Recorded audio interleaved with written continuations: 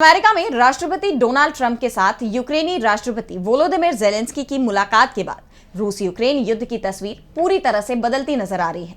कई सवाल उठ रहे हैं कि जिस तरह से डोनाल्ड ट्रंप रूसी राष्ट्रपति व्लादिमीर पुतिन का पक्ष ले रहे हैं, क्या उदार विश्व व्यवस्था खत्म होने वाली है? ज़ेलेंस्की और ट्रंप की बहस के बाद पूरी दुनिया दो पक्षों में बंट गई है। अमेरिकी राष्ट्रपति डोनाल्ड ट्रंप का समर्थन करने वाले रिपब्लिकन नेता यूक्रेनी राष्ट्रपति को रूस के साथ युद्ध पर अपना स्टैंड बदलने या पद छोड़ने का दबाव डाल रहे हैं, लेकिन यूरोपीय देश ज़ेलेंस्की के साथ खड़े हैं। यूरोपीय देशों के राष्ट्राध्यक्षों ने लंदन में ब्रिटेन के प्रधानमंत्री कीर स्टारमर की अध्यक्षता में 18 नेताओं का शिखर सम्मेलन किया। इस दौरान ट्रंप और ज़ेलेंस्की की बहस से लेकर रूस यूक्रेन युद्ध को खत्म करने तक विस्तृत चर्चा की गई, जिसमें यूरोपीय नेताओं ने सहमति व्यक्त की कि उन्हें रक्षा पर ज्यादा खर्च करना चाहिए ताकि ट्रंप को दिखाया जा सके कि महाद्वीप अपनी रक्षा कर सकता है। इस बैठक में यूक्रेन में शांति बहाली को लेकर पीस प्लान पर सहमति बनी है। इसे अमेरिका के सामने पेश किया जाएगा। स्टारमर ने कहा कि यह वक्त बात करने का नहीं बल्कि एक्शन का है।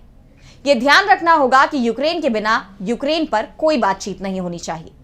हम इस बात पर सहमत हैं कि ब्रिटेन, फ्रांस और अन्य लोग यूक्रेन के साथ लड़ाई रोकने की योजना पर काम करेंगे, जिस पर हम अमेरिका के साथ आगे चर्चा करेंगे और साथ मिलकर आगे बढ़ेंगे।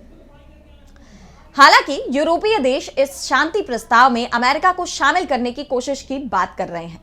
इसके साथ ही वो अमेरिका को चेतावनी भी देते नजर आए। यूक्रेन के पड़ोसी पोलैंड के प्रधानमंत्री डोनाल्ड टस्क ने कहा कि यूक्रेन के साथ यूरोपीय देशों की सेना में 2.6 मिलियन सैनिक हैं, जबकि अमेरिका के पास 1.3 मिलियन, चीन के पास 2 मिलियन और रूस के पास 1.1 मिलियन सैनिक हैं। यूरोप अगर गिनना जानता है तो उसे खुद पर भरोसा करना चाहिए। मौजूदा वक्त में यूरोप कल्पना और साहस की कमी से ग्रस्त है।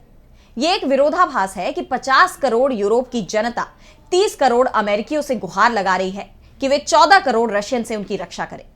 टस्क ने यूक्रेन पर वॉशिंगटन की स्थिति को एक दुविधा बताया और कहा कि हमें इस दुविधा से उबरने की जरूरत है।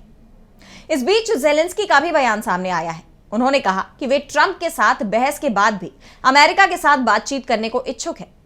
अगर मुझे मिनरल डील के लिए बुलाया जाता है तो मैं व्हाइट हाउस वापस जाऊंगा।